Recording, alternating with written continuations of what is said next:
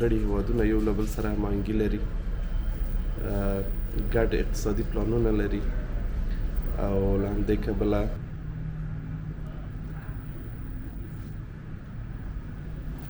والله ښه دی چې په دغه شرکت کې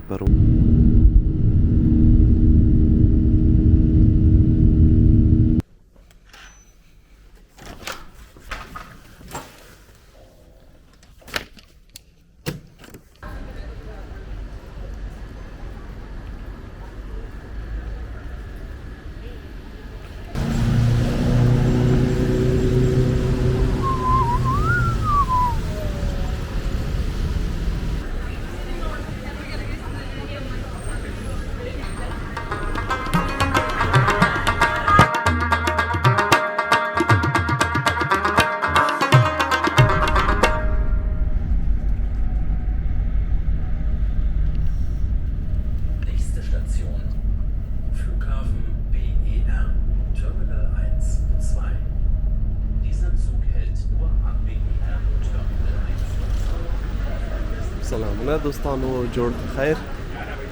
راځئ نن یوه ګرم ښار ته ولاړ شو.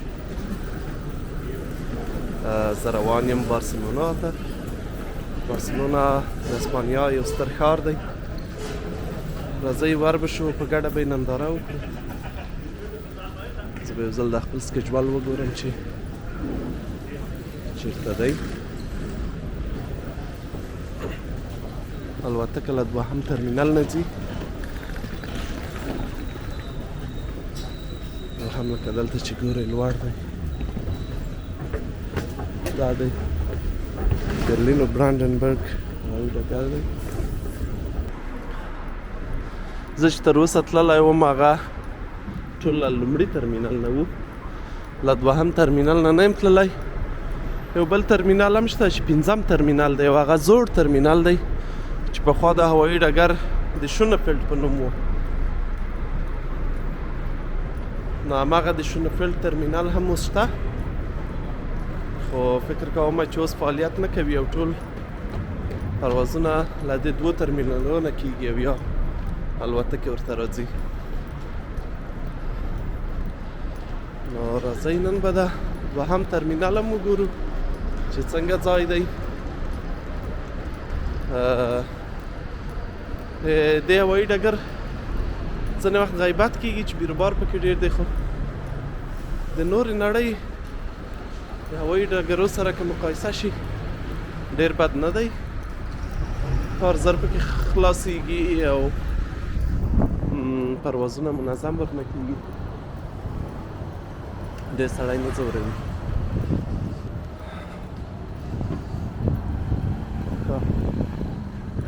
نو دوهم ترمینل دی، تاسې کتلی شئ، او هغې خواته چې و هغه لومړی ترمینل.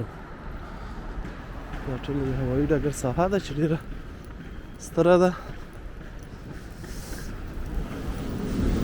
راځئ وګورو.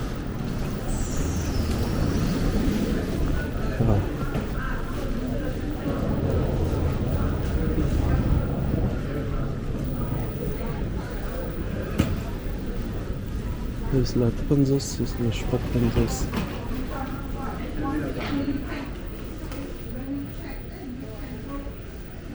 که غټ بایکونه لرئ دلته باید پرېږدئ یا ډراپ یې کړئ. له هغې پرته باید هماغه نمبر ګیټ یا دروازې ته ورشو کوم چې په نښه شوی. دوهم ترمینل نو بیخي یا بدل دی له نورو، له اول ترمینل سره فرق لري ځکه دا په وروستیو کې بشپړ شو او ممکن لا ځینې کارونه یې پاتې وي.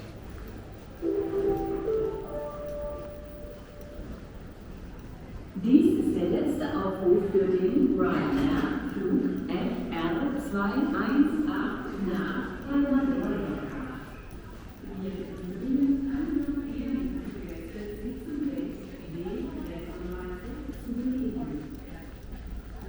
په دې ځایو کې خو دی لیکي چې شیان ارزانه وي، خو د ښار دی توکو سره چندان توپیر نه وي.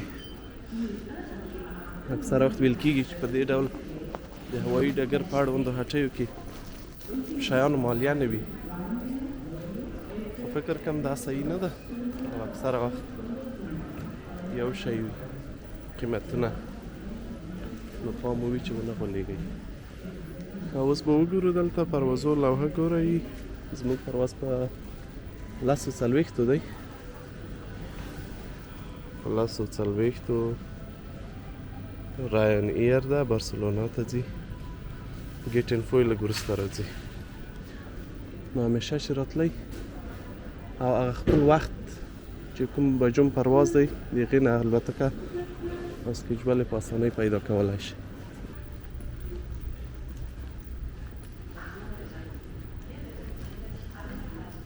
د دوهم ترمینل ښه والی بیا دا دی چې د هوایي ډګر ننداره ته کولی شئ. دلته دا د انتظار لپاره چې څوکۍ ایښودل شوې دا ښې دي، تر څو مو چې پرواز کېږي کولی شئ دلته کښېنئ، دمه جوړه کړئ او ننداره وکړئ، ډېر به نه په تګ کېږي. یو ښه شی چې په اروپا کې دي هغه ارزانه پروازونه دي، او هغه ځکه چې د اروپایي ټولنې غړي هېوادونه یو له بل سره هماهنګي لري، ګډ اقتصادي پلانونه لري، او له همدې کبله ځینې وخت له ټرینونو څخه هم د الوتکو ټکټونه ارزانه وي. ځینې د الوتکو کمپنۍ چې یا شرکتونه چې دي هغوی یو له بل سره رقابت کې دي. د بېلګې په ډول د آیرلنډ یو شرکت دی چې رایان ایر ورته وي، او همدا ډول د بریتانیا ایزي جیټ، دوی یو له بل سره په رقابت ټکټونه ارزانوي. که څه هم د کورونا د پیل راهیسې او بیا وروسته د انرژۍ بحران چې راغلی یو څه ټکټونه ګران شوي، خو له هغې مخکې ځینو ښارونو ته که 2-3 میاشتې مخکې به چا ټکټ اخیست په 10-15 یورو هم پیدا کېدل. اوس هم ممکن پیدا شي 40 یورو د اروپا مختلفو ښارونو ته الوتنې کېږي، خو باید هغه مخکې واخلئ، او دا یو ښه سهولت دی. بیا د ټرینونو ټکټونه د الوتکو په نسبت ګران دي متاسفانه. بسونه هم شته، خو هغې کې بیا سفر که لرو ځایونو ته سړی ځي ډېر ستونزمن وي او سخت وي. نو دا د الوتکو سهولت د پروازونو ډېر عالي دی او ښه دی. که څه هم د سیاسیونو ترمنځ او هغه چې د چاپېریال پلویان دي بحث کېږي چې د الوتکو زیات پروازونه محیط یا چاپېریال خرابوي، او دوی هڅه کوي چې په دې باندې مالیې لوړې کړي یا شرطونه یو څه ورته سخت کړي، او غواړي چې ټرینونه هغه چې په برېښنا چلیږي هغې ته ډېر مسافر جذب کړي. خو تر اوسه لا هم پروازونه شته او ډېر زیات کېږي، ډېر زیات خلک الوتکې کاروي د تګ راتګ لپاره مختلفو سیمو ته. نو د له دې سهولتونه دا دي، موږ هم ګټه اخلو. تاسو ته به د اروپا د مختلفو ښارونو ننداره در باندې وکړم، زه به یې هم وکړم، تاسو به یې هم ووینئ. د بارسلونا صفت ډېر کېږي او وایي چې ښکلی ښار دی، راځئ نږدې نه به یې وګورو. اوس دلته ژمی هم دی، هلته هوا یو څه توده ده، د هوا نه به هم خوند واخلو. نو ما سره اوسئ.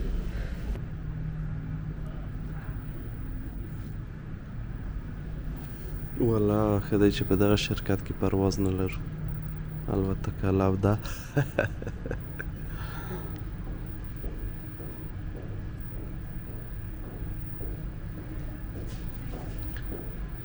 جالبه ده چې پوه شئ په جرمني کې یو ښار هم شته د لاودا په نوم، نو که څوک هلته اوسي د ادرس ورکول به ورته یو څه ستونزمن وي.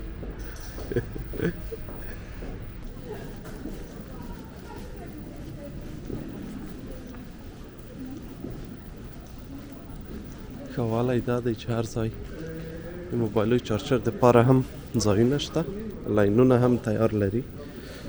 کولی شئ خپل موبایل یا کامره یا لپټاپ ورته دلته چارج کوئ. هر ماډل لاین شته او دا ډېر ښه دی.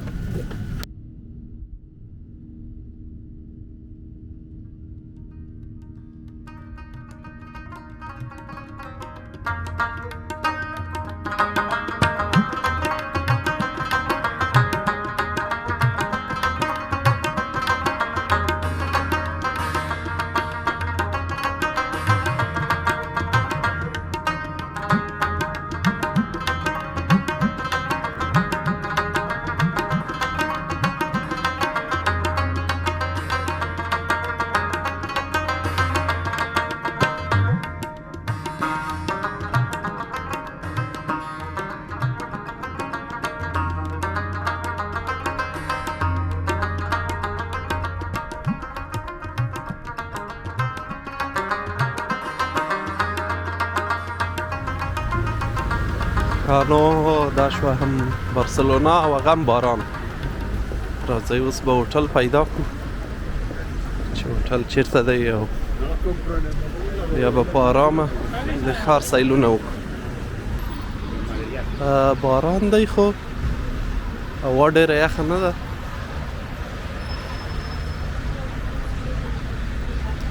معتدله ده. دا جمپر باید وباسو.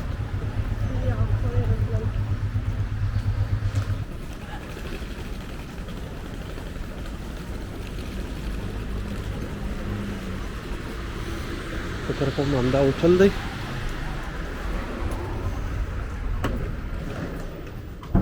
Hello, I booked a room here. The name? Mahmoud Saeed. Okay, I will need this your passport. Okay.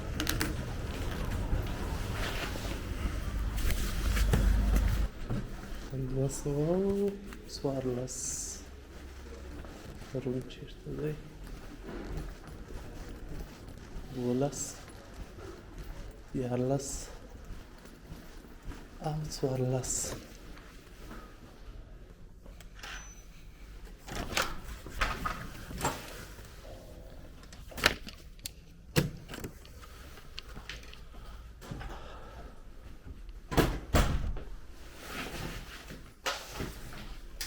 دا هم شو زموږ اتاق.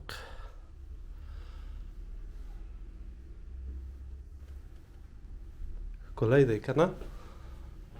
بد نه دی، پاک منظم او د ښار منځ کې. راځئ چې وګورو دې خواته تشناب مشناب یم. ډېر غټ تشناب،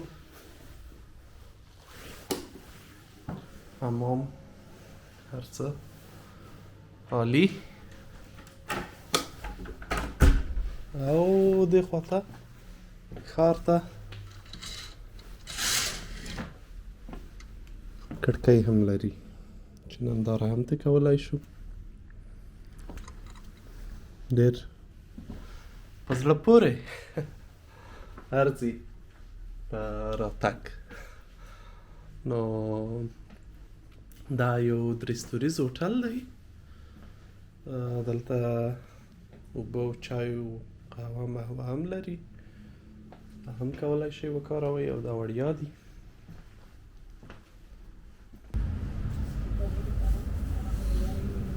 دلته نو مقام دی او راغلم دلته د بسمه په نوم یو د کباب خوړنځای دی. خواړه یې ډېر عالي دي. ما چې که بیا راتلی دې ته راشئ، هر څه لري. هغې خوراکونه هم لري. زموږ ستاسو د سیمې نو وخورو بیا به کیسې کوو.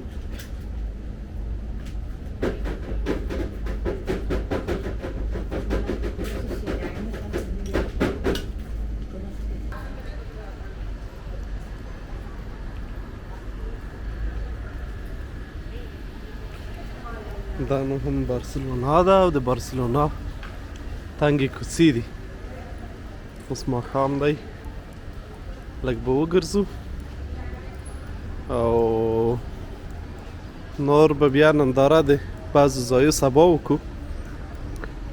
بارسلونا د اسپانیې دوهم ستر ښار دی. له مادرید وروسته ډېر خلک په دې ښار کې اوسېږي او دا د کتالونیا د ریجن یا سیمې مرکز هم بلل کېږي چې نیمه خودمختاره سیمه ده.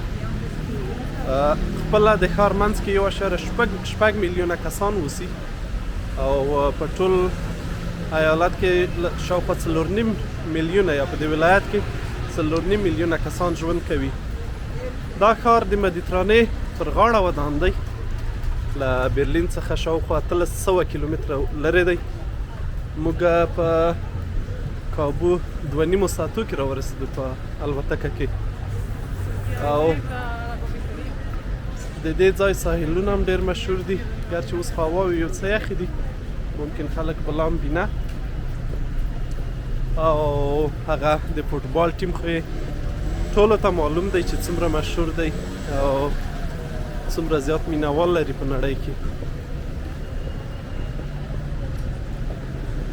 نو وبګرځو ځینې ښکلي ځایونه به یې ووینو او په بېلابېلو ویډیوګانو کې به له تاسو سره معلومات شریک کړم. یو وخت په اسپانیا باندې مسلمانانو هم راج چلولی یا واک پې چلولی دی یا دلته یې د ډېرو کلونو لپاره واکمني درلوده او له همدې کبله د هغوی د کلتور اغېز لا هم شته. په ځینو ښارونو کې د مسلمانانو په لاس جوړې شوې ودانۍ او هغه انفراسترکچر یا زیربناوې چې پخوا جوړې شوي دي تر اوسه ځای په ځای دي. ځینې ودانیو نه اوس د موزیمونو کار اخیستل کېږي ځکه هغې وخت کې ډېرې ښکلې جوړې شوي دي. نو بیا به یو وخت په دوبي کې به هغو ځایونو ته ورشو. غرناطه او قرطبه ممکن کیسې مو یې لوستې وي. نو اوس دپاره به د بارسلونا ننداره وکړو، بیا به ګورو نور ځایونه به هم ګورو. خلک یې ډېر اسپانیا خلک چې دي نظر د جرمني خلکو ته ډېر فرینډلي دي یا نسبتا خوش اخلاقه دي او ښار ژوندی دی، داسې خلک ډېر پکې ګرځي. وګورو چې څنګه تجربه به ترې لرو. زه د اسپانیا ځینو نورو ښارونو ته هم تللی یم، ځینو جزیرو ته یې، هغو کې هم تورستان ډېر زیات وي او بارسلونا هم داسې یو ښار دی چې تورستان هم ډېر زیات ورته راځي او د ډېرو فعالیتونو مرکز دی. نو راځئ وګورو چې نور څه دي دلته.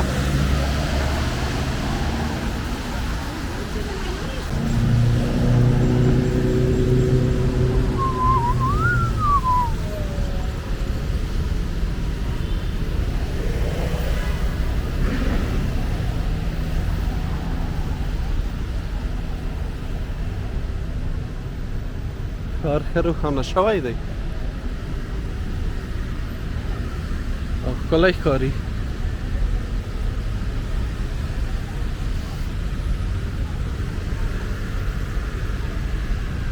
دا ډېر انفلیشن او د انرژۍ بحران چې ډېر اغېز کړی هغه یې په جرمنانو کړی چې هر ځای تپه تیاره وي. او سږکال د کرسمس لپاره هم واټونه او هغه سوداګریز مرکزونه چندان نه وو سینګار شوي، خو فرانسه او اسپانیا بیا ښه دي، ډېر نه دي اغېزمن شوي یا لږ تر لږه ظاهري حالت کې نه ښکاري. دا د بارسلونا په منځ کې یو سړک دی چې د موټرو پر مخ د منځ برخه یې بنده ده، یوازې پیاده پکې ځي، څنګونو ته یې موټر ځي.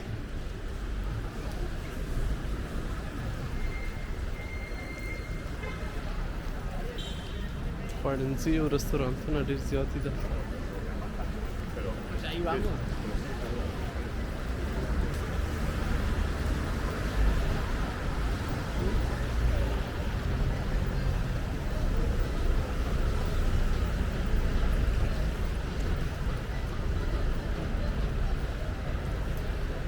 ویل کېږي چې د بارسلونا ښار بنسټ رومیانو کېښود او بیا وروسته د دې ځای کوم حاکمان چې وو دا د هغوی د دې سیمې عمومي حاکمان د هغو پایتخت شو او له دې ځایه په خلکو پاچاهي کوله.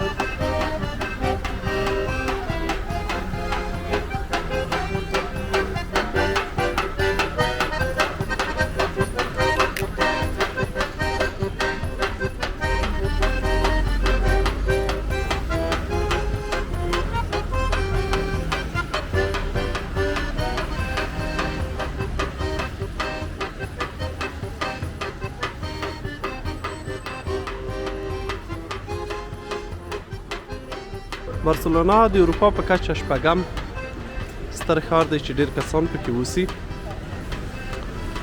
او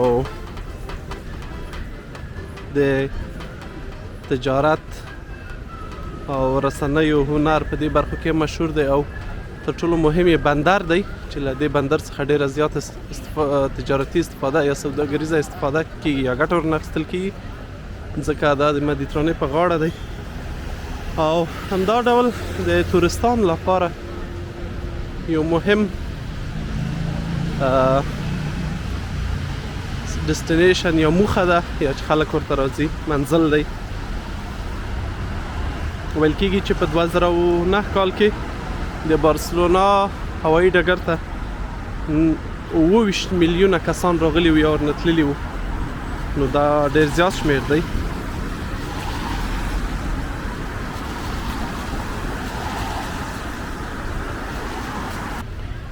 د دې ښار ناخالص کورنی تولید شاوخوا 107 میلیارده یا بیلیونه یورو دی چې په اروپا کې څلورم ډېر شتمن ښار ګڼل کیږي او په نړۍ کې 15 مقام لري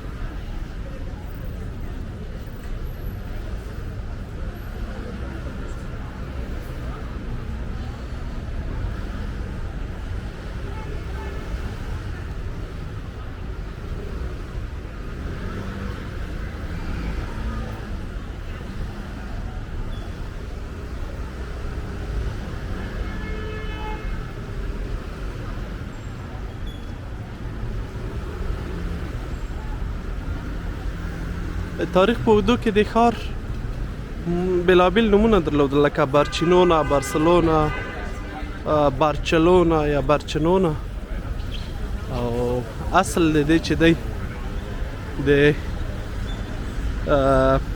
د هغو خلکو چې په پخواني کنعان کې اوسېدل چې کنعان په نوم یې موږ پېژنو او یا فینیقیان هم ورته وایي د مدیترانې په افریقایي غاړه اوسېدل او دا نوم د هغوی له ژبې اخیستل شوی دی یا وخت په وخت بدل شوی دی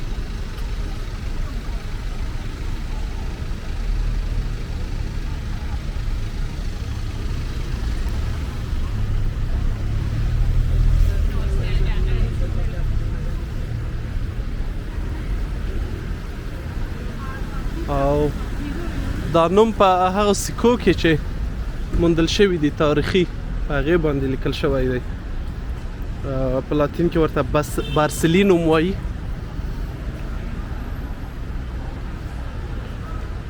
او بعضې روایتونه وي چې یو پخوانی جنرال چې دا سیمه یې نیولې وه او لاندې کړې وه همیلکار بارسا نومېد دا نوم هم د هغه له خاطره دې ته ورکړل شوی